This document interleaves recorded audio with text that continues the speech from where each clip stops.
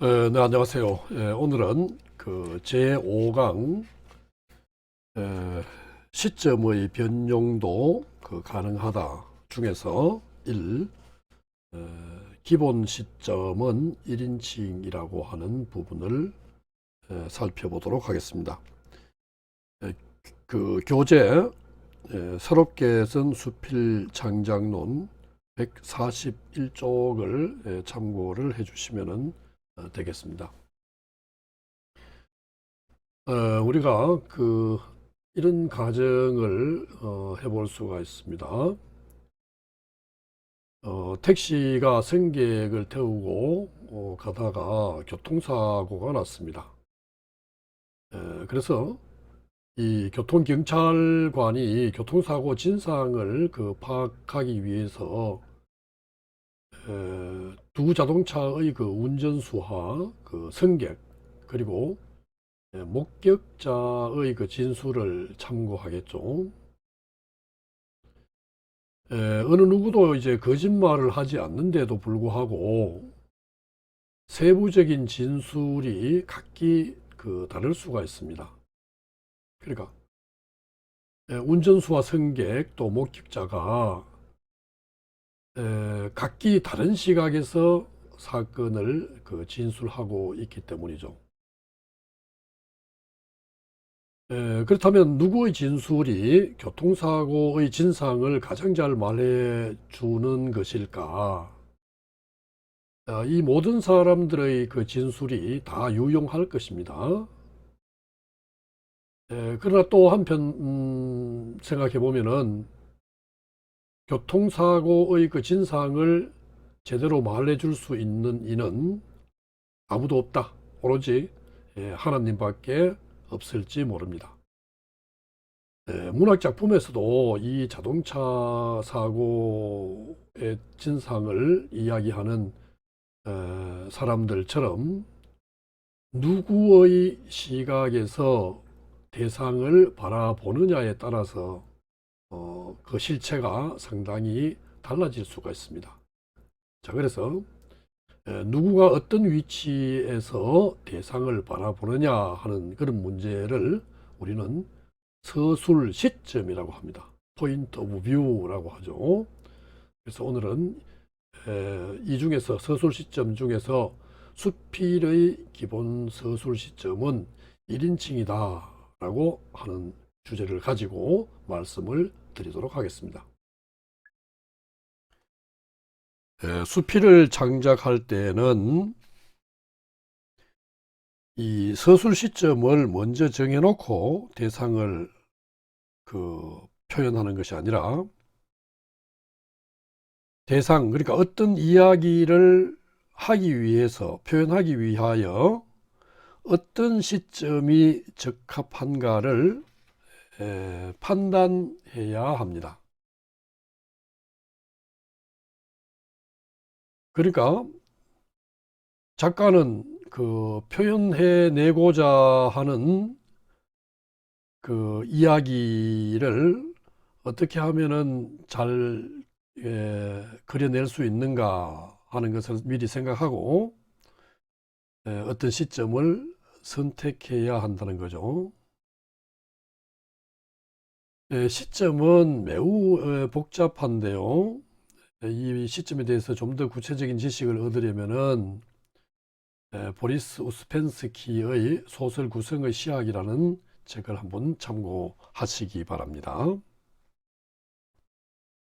그래서 이 시점은 매우 복잡한데 우리가 수필을 창작하면서 이 복잡하기 짝이 없는 시점을 모두 이해할 필요는 없습니다.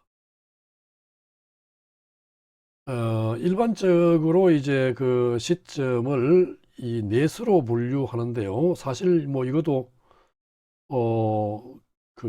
적절하지 못하다라고 이렇게 말하는 학자도 있습니다.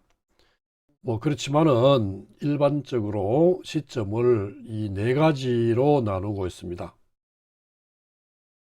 1인칭 시점과 3인칭 시점, 이제 크게 일단 두 가지에서 1인칭이라고 하는 것은 화자, 그러니까 말하는 사람, 서술자가 1인칭 나라는 이야기입니다. 3인칭 시점은 서술자가 3인칭, 그러니까 말하는 사람이 3인칭, 곧 제3자라는 이야기입니다.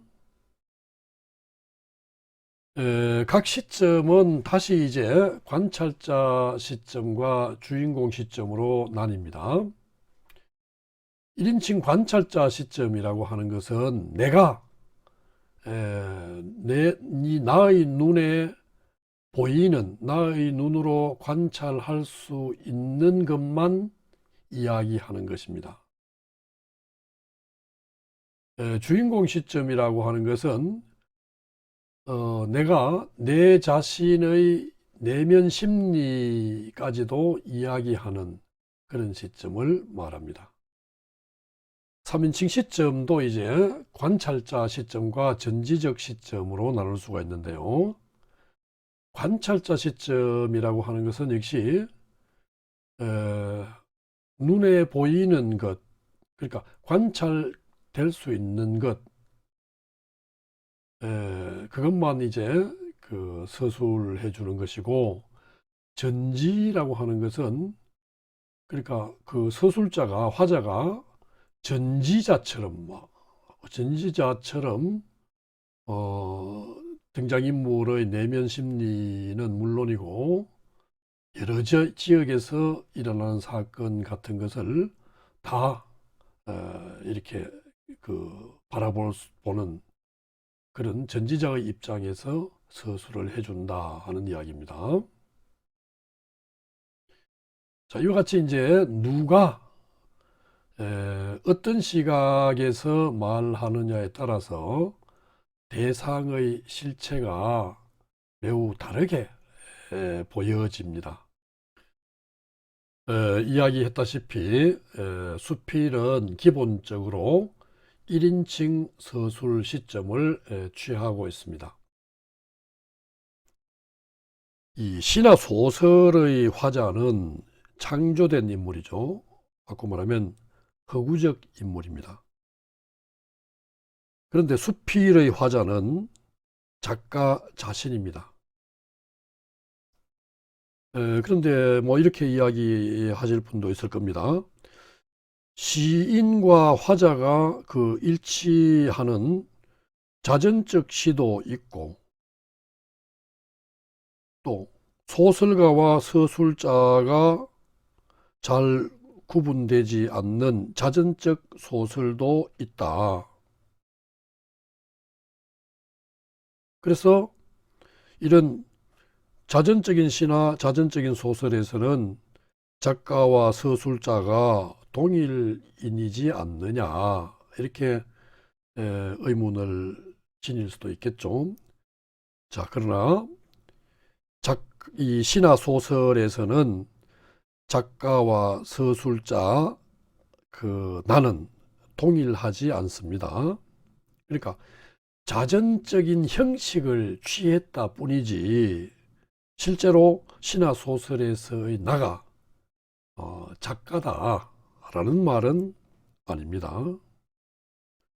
이 수필에서도 그 화자가 윤리적 가면을 쓰고 있고, 그 대상화된 나 역시 글쓰기 과정의 산물로 이해할 수가 있죠. 그렇기 때문에 작가와 그 대상화된 나는 인격적 통합이 이루어지지 않는다. 그러니까 작가와 대상화된 나가 일치하지 않는다. 이렇게 말할 분들도 있을 것입니다. 자, 그러면은 수필에서의 화자와 작가는 이 윤리적 가면을 쓰고 있기 때문에 다른 인물인가? 그런 이제 생각을 해볼 수가 있는데, 이 수필에서의 이러한 불일치를 작가의 윤리적인 태도나 반성적인 목소리의 문제라고 이해를 해야지, 작가와는 다른 인물이다 라고 말할 수는 없습니다. 인간관계에 있어서도 이제 상황에 따라서 또는 상대자에 따라서 이 나라는 자아는 여러 모습을 보이죠. 오랜 친구와 만나가지고 맥주를 마시며 잡담을 나눌 때의 나와 정장 차림으로 격식을 차려서 인사를 나눌 때의 나는 매우 다른 모습이죠. 그러나 둘 다 정직한 나이죠. 수필가도 상황에 따라서 다른 태도와 언어를 보여줍니다. 따라서 이 수필의 페르소나는 독특한 태도와 목소리를 지닌 작가일 뿐이고 허구적으로 창조된 인물이라고 볼 수는 없습니다. 이 작가 나의 다른 모습일 뿐이다 이 말입니다. 작가 나와 다른 인물이 아니라, 작가 나와는 다른 창조된 허구적인 인물이 아니라 작가 나의 다른 모습이다, 이렇게 이해를 해줘야 된다 이 말입니다. 자, 그래서 이 수필은 이 작가의 개인적인 감성을 담아서 독자와 직접적으로 소통하고자 하는 그런 장르입니다. 그래서 이 수필이 1인칭 시점을 선택하는 것은 매우 당연하고 불가피한 거죠. 그런데 이제 이 수필에서 1인칭 시점은 항상 이 화자가 말하고 있는 상황, 즉 사건 현장 안에 항상 위치해 있습니다. 이 1인칭 시점은 작가와 동일인인 나의 시선으로 작가 자신, 즉 대상화된 나의 경험 세계를 바라보고 전달하는 서술 방식입니다. 말하자면 작가와 하자와 경험 주체가 일치한다는 이야기죠. 자, 이런 공식을 수필의 기본 속성으로 삼고 있습니다. 물론 이러한 등식이 텍스트 내적으로 확인되는 것은 아니죠. 이는 이 텍스트 외적인 기준입니다. 이 텍스트 안에서 작가와 하자 경험의 주체가 일치하느냐 아니냐, 이것을 분석해서 밝힐 수가 없습니다. 그래서 이런 문제는 텍스트 외적인 그런 문제로서 이 작가와 독자 사이에 전제되는 암묵적인 약속이며 규약이며 믿음일 뿐입니다. 그래서 수필은 이 화자가 작가 자신이기 때문에 자기 고백적인 문체로 아주 친밀성의 효과를 지니는 그런 문학 장르라고 할 수가 있습니다. 1인칭 서술 시점의 한계에 관하여 말씀을 드리겠습니다. 1인칭 화자는 자기 자신의 문제를 이야기할 때에는 전지적입니다. 그러니까 나에 관해서는 모든 것을 다 아는 전지자의 입장에서 이야기할 수 있죠. 내가 나를 이야기하니까요. 그러나 이 다른 사람의 속마음을 직접 들여다 볼 수가 없죠. 겉으로 드러난 행동과 언어로 상대방의 속마음을 추측해서 말해야 합니다. 그래서 이 1인칭 화자의 시선이 미치지 못하는 곳에서 일어나는 일도 직접적으로 말할 수가 없죠. 그런 만큼 1인칭 시점은 매우 제한적이라고 할 수가 있습니다. 이 1인칭 시점의 이와 같은 그 제한성이 무시되면은 작품의 그 진정성을 의심받기 쉽습니다. 자, 한 예로 김우종의 누님의 성묘라는 작품에 이런 부분이 있습니다. 내가 멀리 북으로 끌려가서 돌아오지 못하게 되었을 때도 어머니는 가끔 대문 밖에 나가서 실성하다시피 내 이름을 부르셨었다. 그럴 때마다 식구들이 놀라서 어머니를 모시고 들어갔다. 어머니, 우종이가 어디 있어요? 어서 안으로 들어가세요. 그런 어머니는 가끔 한밤중에도 뒤뜰 장독대에 나가서 혼자 소리를 죽이시며 흐느끼셨다. 자, 이 부분을 보면은 작가가 직접 본 것이 아닙니다. 나중에 들었던 사실이죠. 이 들었던 사실을 간접화법으로 전달하지 않고 뭐 그랬다고 한다, 뭐 이렇게 전달하지 않고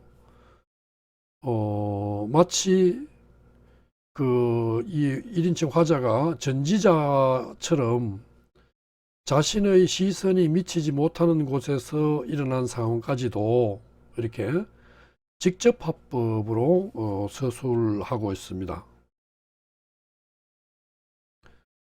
그래서 과연 이것이 어떤 그 진실인가, 진정성이 있는가, 작가가 좀 허구적으로 꾸민 건 아닌가, 뭐 이런 그 신뢰의 문제가 생기게 되는 것이죠. 어쨌든 이 1인칭 시점은 우리가 일상생활에서 이 상대방에게 어떤 사실을 전달할 때의 언술 방식이기 때문에 우리에게 매우 익숙하죠.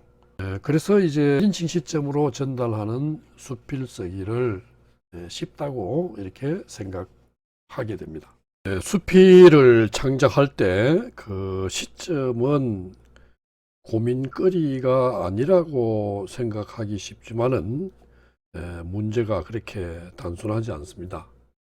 1인칭 서술 시점에서도 그 세 가지 방식이 있는데 거기에 대해서 한번 살펴보도록 하겠습니다.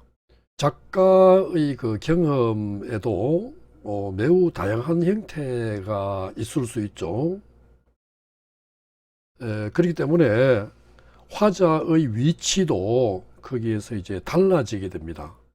그렇기 때문에 이제 이 같은 1인칭 시점이라 하더라도 좀 복잡하게 이제 전개가 되는데요. 1인칭 시점에서의 그 화자는 3인칭 시점의 화자와는 달리 항상 자신이 말하고 있는 그 상황, 그러니까 사건 현장 안에 위치해 있어야 합니다.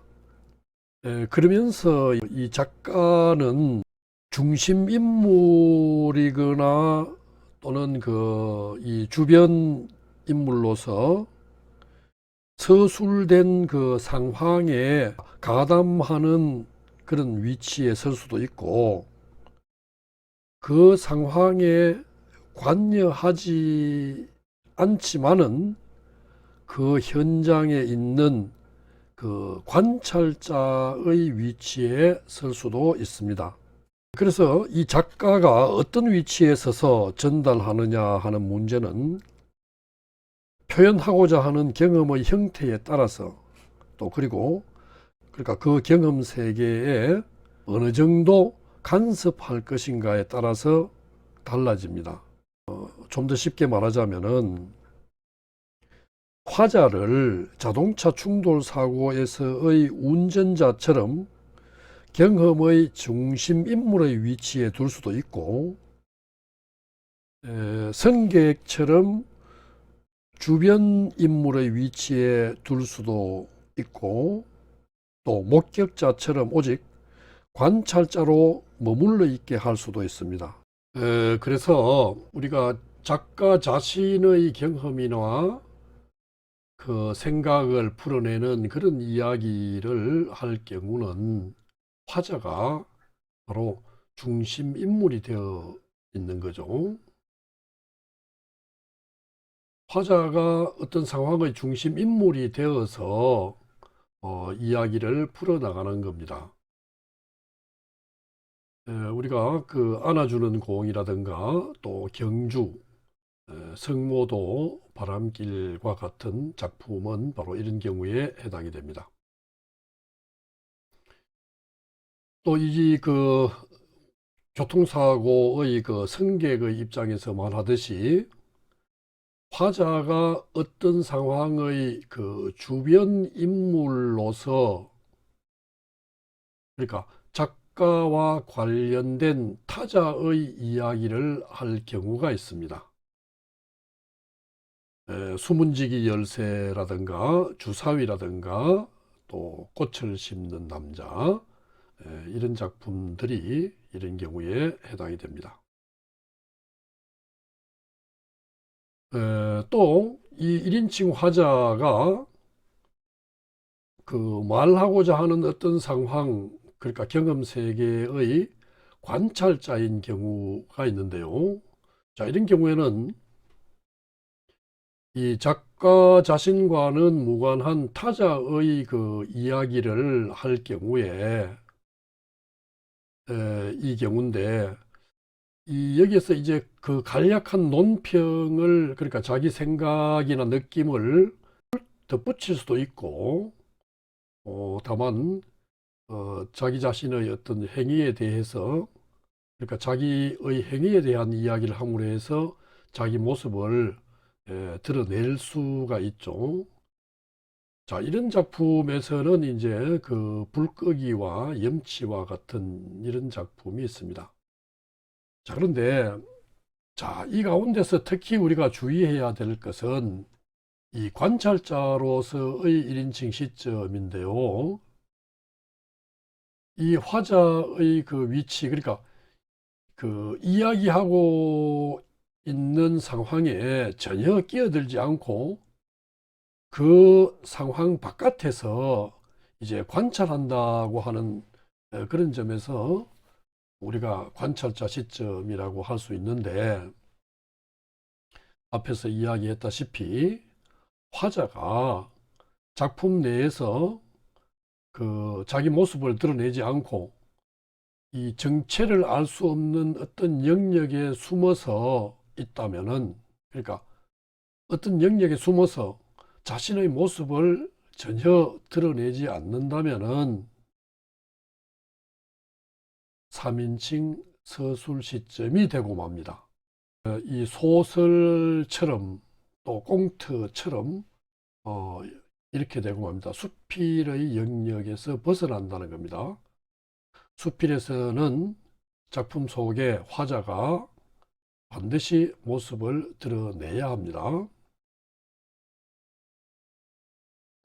그래야 이제 우리가 그 1인칭 시점이라고 할 수 있고요. 앞에서 이야기했다시피 그 상황에 대해서 이루쿵저루쿵 말하거나 또는 자신의 생각이나 느낌, 이런 것을 말할 수도 있고 말하지 않아도 되죠. 다만 자신의 모습을 나타내기 위해서는 자신의 행위에 대해서 화자의 행위에 대하여 반드시 이야기해 주어야 되겠습니다. 자, 그런데 이제 어떤 하나의 수필이 하나의 시점으로만 그 고정되어 있다고 볼 수는 없습니다. 그 허공을 밟다라고 하는 그런 작품에서는 어떤 부분에서는 그 관찰자, 또 어떤 부분에서는 중심 인물로서의 그 1인칭 서술 시점을 취하고 있고, 또 장미와 소년과 같은 작품에서는 역시 중심 인물이면서 또 관찰자로서의 1인칭 서술 시점을 취하고 있습니다. 그러니까 이 허공을 밟다에서는 앞부분에서는 관찰자, 뒷부분에서는 중심 인물, 장미와 소년에서는 앞부분에서는 중심 인물, 뒷부분에서는 화자가 그 관찰자의 입장에서 서술하고 있음을 볼 수가 있습니다. 그러면 이제 오늘 그 이제 이런 그 화자가 반드시 작품 내의 모습을 드러내야 수필이라고 할 수 있다고 했는데요. 이것을 벗어났을 경우에도 과연 허용될 수 있는가 없는가 하는 문제, 이런 것들이 다음 시간에 이야기 되겠습니다. 자, 오늘 강의는 여기서 마치겠습니다. 네, 감사합니다.